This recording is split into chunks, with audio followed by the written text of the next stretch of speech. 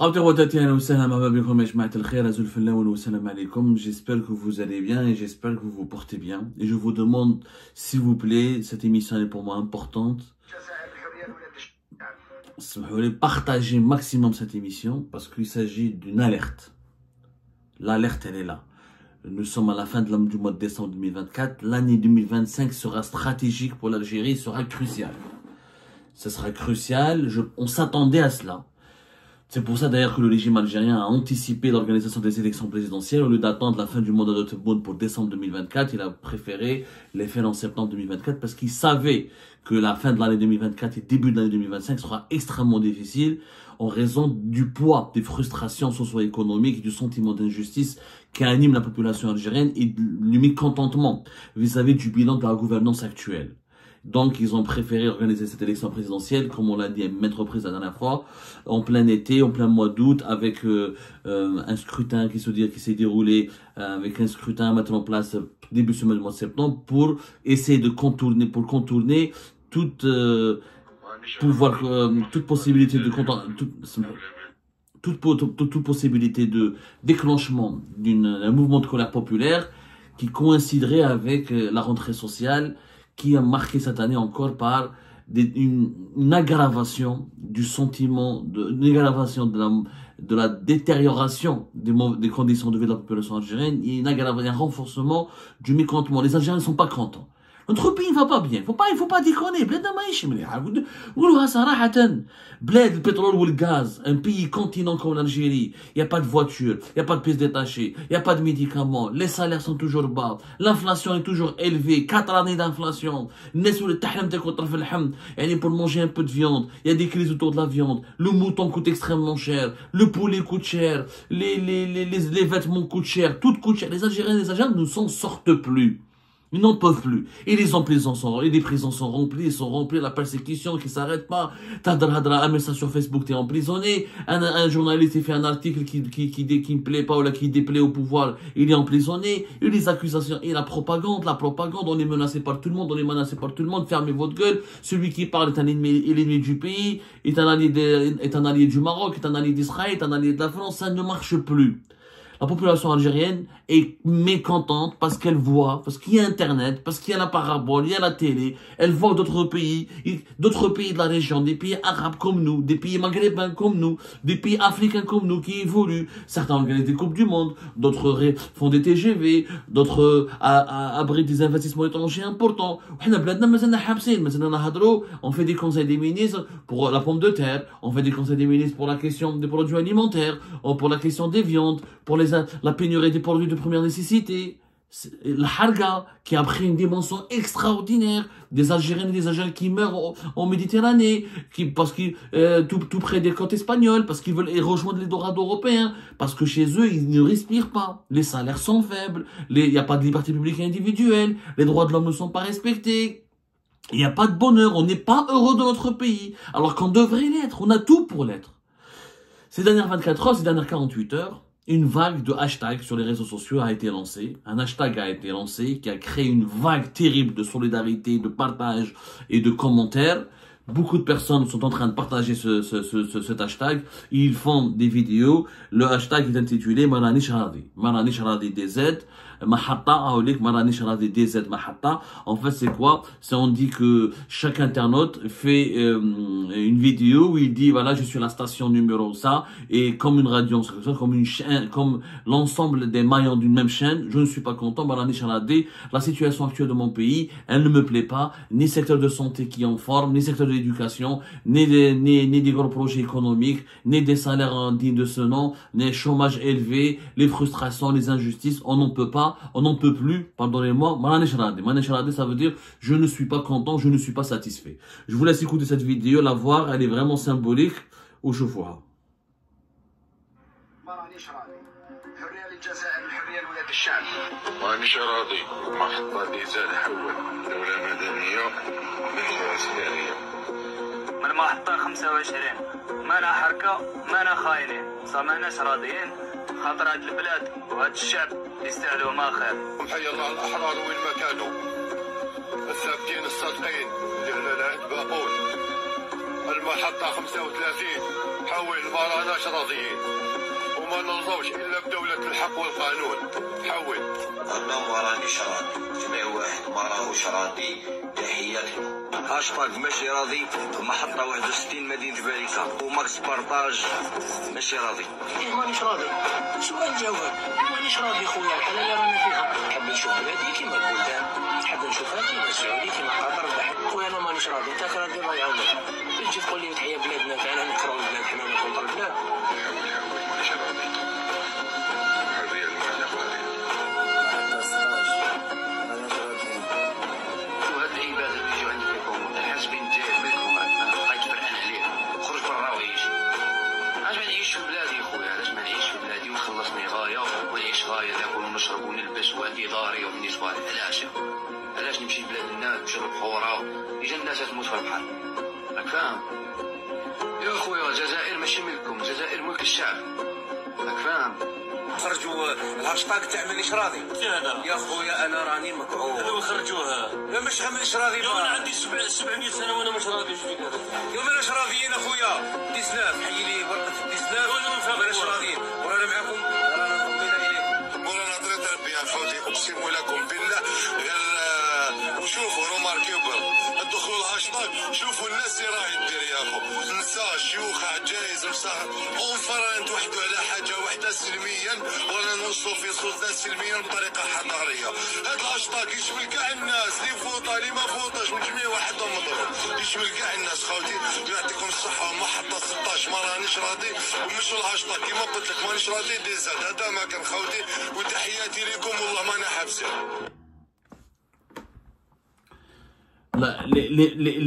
Ces témoignages parlent d'eux-mêmes, ils sont éloquents. Ce sont des Algériens. La majorité d'entre eux vivent en Algérie sur le territoire national. Beaucoup ont dit, ont filmé, ben voilà où est-ce qu'ils se trouvent.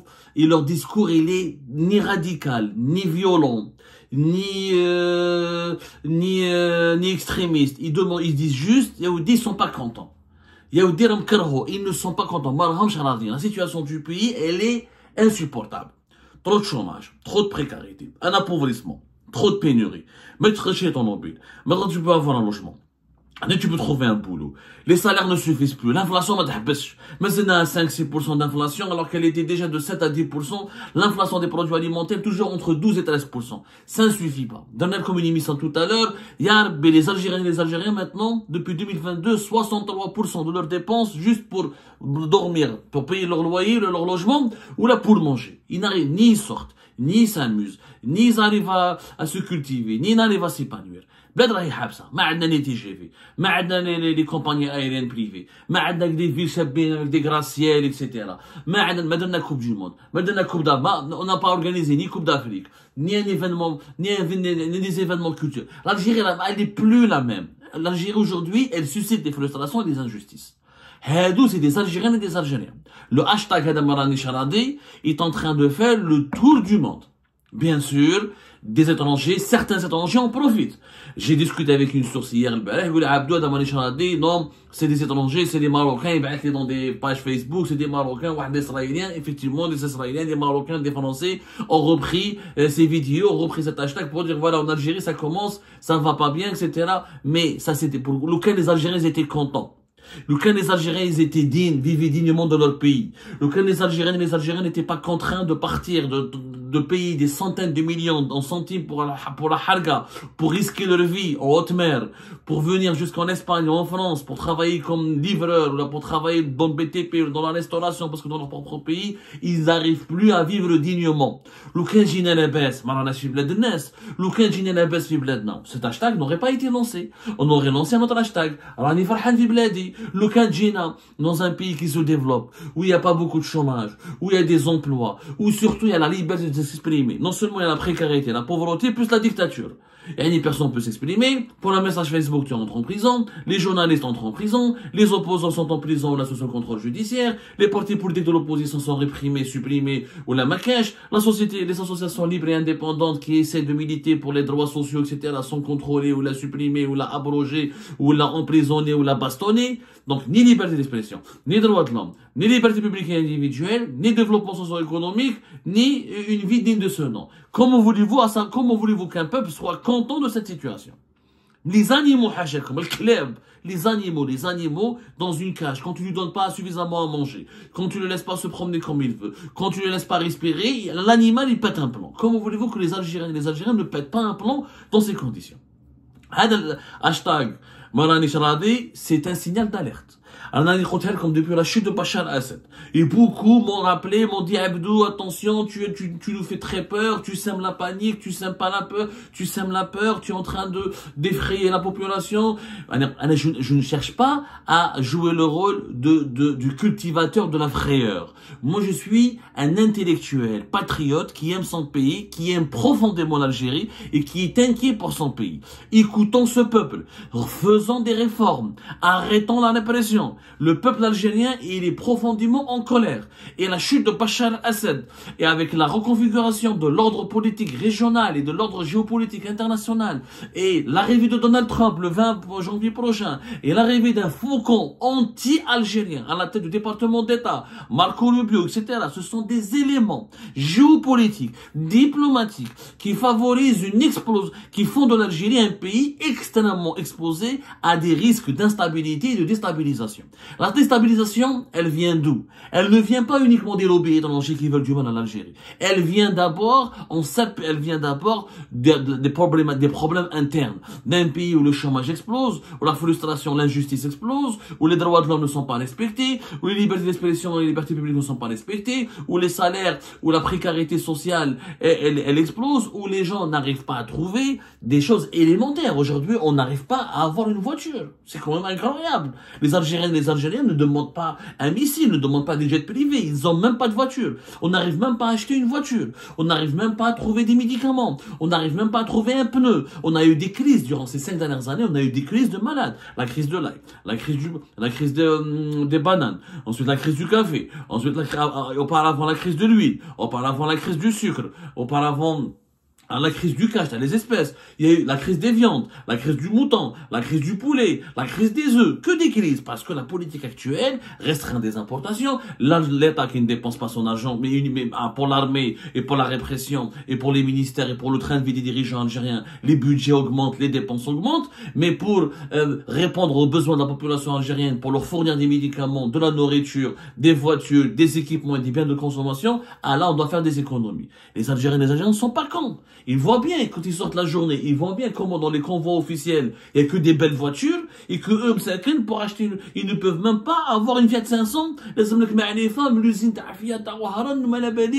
que cette Fiat 500 est disponible? Il faut 3, 4 mois, il est là. Et son salaire, il est tellement faible, face à une inflation, à un rythme de vie, à des prix qui ont explosé depuis 2021, et qui ne cessent d'augmenter en Algérie, on n'arrive même pas à économiser pour acheter des vêtements. Comment peut-on, dans un ménage en Algérie, économiser pour avoir une voiture? Personne n'est content en Algérie. Tout le monde est insatisfait. Tout le monde, y compris les partisans du régime. Même celles et ceux qui ont voté. C'est pour ça que dans la vidéo, même les Rahouvotaou, etc. ne sont pas contents. Et certains d'entre eux partagent cet hashtag. Et qu'est-ce qu'il faut faire? Il faut quitter le peuple. Il faut l'écouter. Où je dis le gouvernement algérien, bien sûr, pour contrecarrer cette campagne, pour contrecarrer cet hashtag, les autorités algériennes, elles ont lancé un autre hashtag. C'est quoi l'hashtag? L'hashtag, il a été lancé d'ailleurs il a été lancé par la radio. La radio algérienne a commencé à le lancer sur les réseaux sociaux. Ranim Abladi, je suis avec mon pays. Donc, ils essayent de contrecarrer le hashtag Anam Abladi. Voilà, Anim Abladi. Ils essayent de contrecarrer l'hashtag Marani Sharadi avec l'hashtag Anim Abladi. Mais les gens, le hashtag Marani Sharadi, ils contre l'Algérie, ils sont contre la gouvernance, ils sont contre certains dirigeants, contre une mauvaise politique. Ils demandent même pas le départ de Tebboune, ils demandent le changement de la politique. Ils demandent le changement de la situation du pays. Personne n'est contre l'Algérie.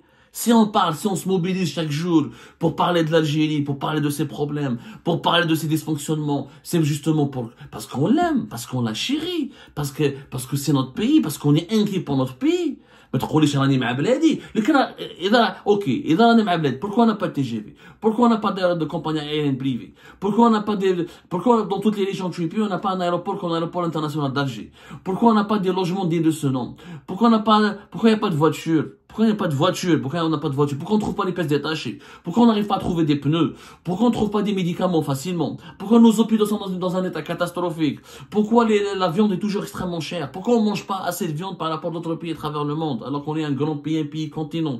Pourquoi on ne mange pas assez de poulet? Pourquoi on mange pas à sa faim? Pourquoi 63% de notre argent va uniquement pour le logement et la nourriture? Pourquoi on n'arrive pas à avoir des musées? Pourquoi on n'arrive pas à une Coupe d'Afrique chez nous? Pourquoi on n'arrive pas à avoir des loisirs, des espaces culturels, des espaces sportifs? Et pourquoi nous avons qu'une seule l'autoroute Est-Ouest? Et pourquoi? Et alors que nous avons d'immenses moyens. Nous avons des réserves de change, nous avons du pétrole, nous avons du gaz de schiste, nous avons du fer, nous avons du soleil, nous avons du désert, nous avons des steppes. Mais l'Algérie, vous la donnez à n'importe quel autre peuple, il en aurait fait un paradis. Les gens rêveraient d'avoir un pays comme l'Algérie. Mais notre État est défaillant et déficient.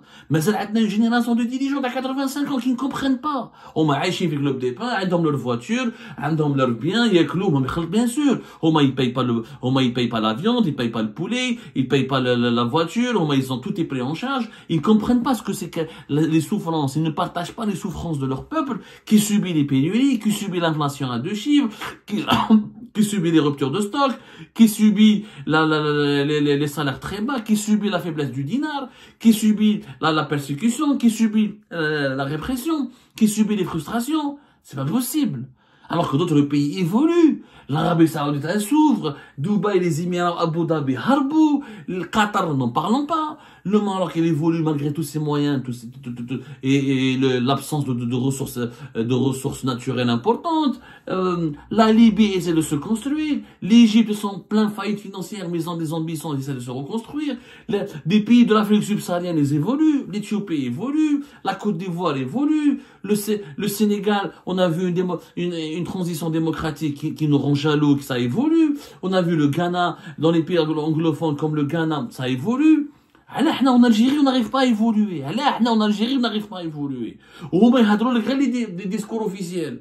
رانا ملاح, هاو tel chiffre, هاو tel chiffre, ويديروا la force de la production nationale, ويجيبوا كمال مولا, les mêmes têtes qui viennent depuis 5 ans, les résultats, il n'y a rien. Le chômage explose. Publie les véritables chiffres du chômage. Publie les véritables chiffres sur les pénuries. Si l'Algérie se portait bien, on n'avait pas de pénurie. Pourquoi on ferait 2 ministères du commerce de l'intérieur et de la régulation du marché et ministère du commerce extérieur? C'est un aveu.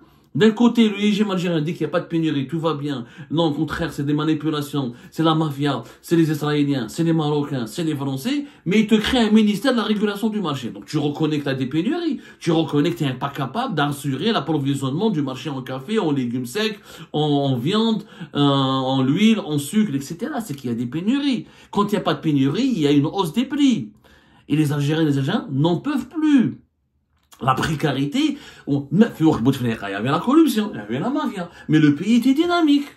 Il y avait des barrages qui étaient en cours de construction, il y avait des stations de dessalement d'eau de mer, il y avait l'autoroute Est-Ouest, il y avait parlé des conventions avec le des Pins, il y avait 3,5 millions de logements.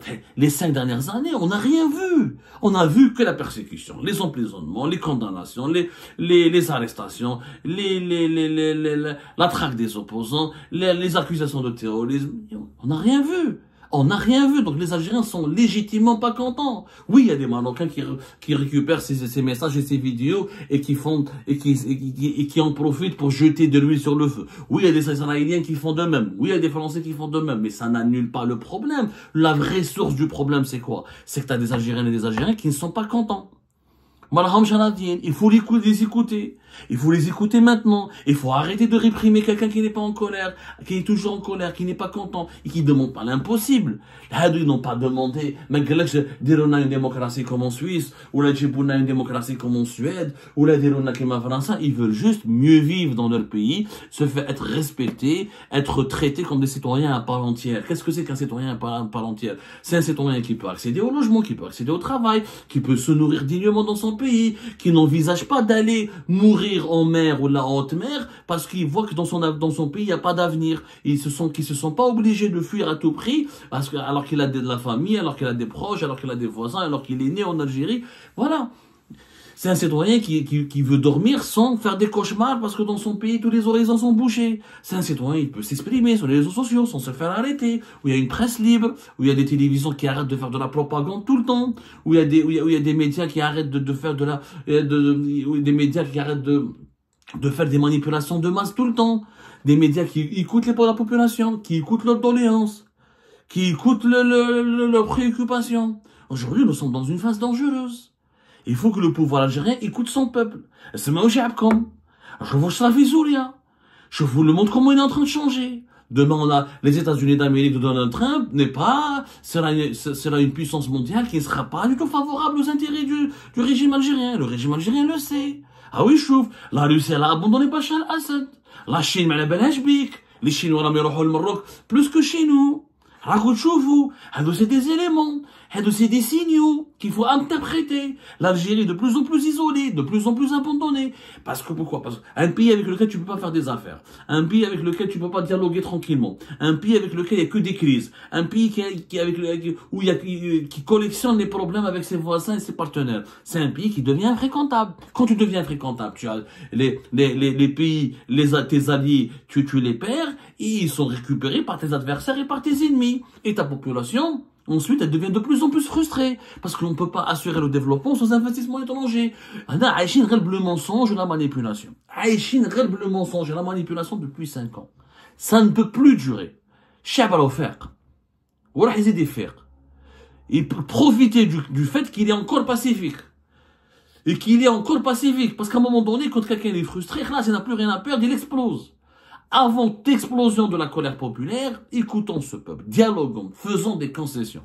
Moussalaha Watani, réconciliation nationale, libérer les prisonniers politiques, libérer les médias, libérer le champ politique, changer de gouvernement, changer de dirigeants, ramener des véritables ministres, donnez-leur des marges de manœuvre, changeons de politique, arrêtons de vouloir limiter les importations à tout prix, pour économiser les devises du pays. Les devises, on les gagnera. Garantissez la disponibilité des biens de consommation. Garantissez, arrêtez les pénuries, gérez mieux les pénuries, arrêtez les ruptures de stock. Permettez aux Algériens de travailler, de mieux se nourrir, de mieux se loger, de mieux s'habiller, de mieux vivre. Investissez, développez le pays. Arrêtez de doubler les budgets de la présidence, de l'armée, sans aucune logique pour le développement du pays. Vous allez voir que les Algériens ne feront pas un hashtag, ils feront d'autres hashtags. Ils feront nos hashtags. Voilà, on est content de notre pays, on soutient notre pays, mais il faut insuffler l'espoir, il faut qu'il y ait une dynamique positive. Cette dynamique positive ne passe que par la libéralisation du champ politique, du champ économique. S'il n'y a pas une libéralisation et une restauration des libertés publiques et individuelles, on ne va pas se développer, on ne va pas évoluer. Et les frustrations et les colères vont être récupérées par des lobbies étrangers ou des puissances hostiles à l'Algérie. C'est très simple. Tu veux pas que tes ennemis profitent pour te déstabiliser. Alors, protège-toi en écoutant ton peuple, en lui donnant de la dignité, en lui garantissant sa liberté. Ces jours-là, les Algériens, de toute façon, quoi qu'il arrive, les Algériens vont défendre leur pays. Leur pays, mais pas leurs dirigeants. Il y a une différence. Le patriotisme et l'amour du pays, pas l'amour du dirigeant. Le dirigeant, l'Algérie, c'est un être humain. On n'est pas obligé d'aimer les dirigeants. L'amour du pays et l'amour du gouvernement, c'est deux choses différentes. Le patriotisme, c'est l'amour du pays, pas l'amour du gouvernement. Donc le gouvernement qui n'écoute pas son peuple, il est lui-même en infraction par rapport au patriotisme. Parce que si les dirigeants aimaient réellement leur pays, ils ne laisseraient pas l'Algérie dans cet état aujourd'hui. Isolé, appauvri, de plus en plus livré à la précarité, avec des problèmes de sous-développement extrêmement graves. C'est pas ça le patriotisme. Ça c'est le contraire du patriotisme. Moi je lance une prière, je lance un appel. Avant le 20 janvier 2025, avant l'arrivée et l'installation de l'administration de Donald Trump, qui sera extrêmement brutale, qui pratiquera une politique très hostile, une politique avantageuse uniquement aux adversaires et aux concurrents de l'Algérie. Uniquement. Avant le 20 janvier 2025, mettons en place une nouvelle feuille de route politique pour des réformes, pour une ouverture, pour une libéralisation du champ économique et du champ politique et pour une restitution, une réhabilitation des libertés publiques et individuelles. Si on ne fait pas ces cinq démarches, nous vivrons une année 2025 extrêmement difficile, extrêmement dangereuse.